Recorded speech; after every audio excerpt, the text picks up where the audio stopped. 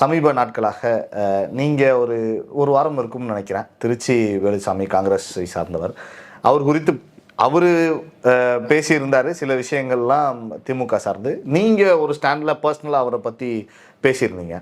அது குறித்த வேற ஒரு நேர்காணலில் அவர் பதில் அளிக்கிறப்பெல்லாம் சொல்லியிருந்தார், நிரூபிக்கிட்டோம், என்னை பற்றி பேசியிருந்தார், நிரூபித்து காட்டுட்டோம், அதுக்கேற்ற மாதிரி அவர் என்ன சொல்கிறாரோ நான் செய்கிறேன் அப்படிங்கிற மாதிரி உங்களுக்கு சவால் விட்டு தூங்குறாரு சொல்லியிருக்கிறாரு. சரி, ஓகே, நான் பயன்படுத்தக்கூடாதுன்றதுனால நான் அவர் தான் சொல்ல போறாரு, நம்மளுக்கு என்ன.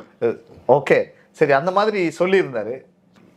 ஏன் இந்த மாதிரி விமர்சனங்கள், பர்சனல் அட்டாக்? ஏன் அரசியலாக பேசுகிறப்ப சில பேர் நம்மளை கமெண்ட்ஸில் பார்க்க முடியுது, நீங்கள் போய் பர்சனல் அட்டாக் பண்ணுறீங்க திருச்சி வேலுசாமியை, ஏன் தனிநபர் வாழ்க்கை குறித்து பேசுகிறீங்க அப்படின்னு பார்க்க முடிஞ்சதுண்ணே.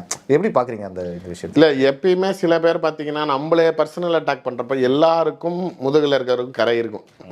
யாரும் சுத்தமானவர்கள்னு யாரையும் சொல்ல முடியாது. இந்த ஹிடன் டார்க் சீக்ரெட்ஸுங்கிறது தனி மனிதர்கள் எல்லாருக்கும் இருக்கிறதான். யாரும் பெரிய பொது வாழ்க்கையில் இருக்கிறதுனால அப்படியே முற்றும் துறந்தவர்கள் கிடையாது. நான் என் வாழ்க்கையில் எந்த தவறும் செய்யலைன்னு சொல்லக்கூடியவங்க கிடையாது. பட் அதை மட்டுமே பேசி ஒருத்தரை பேசுகிறப்ப டக்குன்னு நீங்கள் அதை எடுக்கிறதுங்கிறத என்னால் அக்செப்ட் பண்ணிக்க முடியாது. நீங்கள் ஒரு வெப்பன் என்ன எடுக்கிறீங்களோ அதே தான் நான் எடுக்க முடியும்.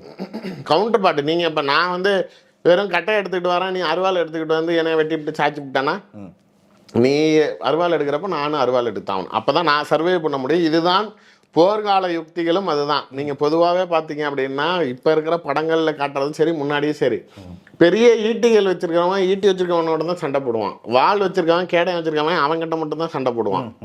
ஸோ நீங்கள் இப்போ வேற ஏதோ வெப்பன் எடுத்துகிட்டு வந்து இன்னொருத்தனை அடிக்கிறதுங்கிறது சாத்தியம் கிடையாது. ஸோ இந்த ஃபேக்டர் ஆஃப் பாயிண்டில் பர்சனல் அட்டாக்கை கையில் எடுக்கிறது வேலுசாமி.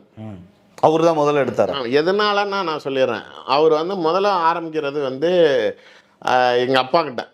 கலைஞருங்கிறது செகண்டரியாக வரேன். பட் யார் யாரெல்லாம் பேசுகிறாருன்னு பார்த்தீங்கன்னா அது ஒரு பெரிய லிஸ்ட்டு போகுது. இப்போ எங்கள் அப்பாவை எதில் எடுக்கிறாரு அப்படின்னா, அப்பா வந்து காமராஜருக்கு உடல் கொஞ்சம் பிரச்சனையாக இருந்தப்ப அவருக்கு ஏசி தேவைப்பட்டது. அதனால அன்னைக்கு முதலமைச்சராக இருந்த கலைஞர் அவர்கள் அரசு விடுதியில் அந்த டிபி டிராவலர்ஸ் பங்களா எல்லா தமிழ்நாட்டில் இருக்க எல்லா டிராவலர்ஸ் பங்களாலையும் ஏசி வசதி பண்ணி கொடுத்தாரு.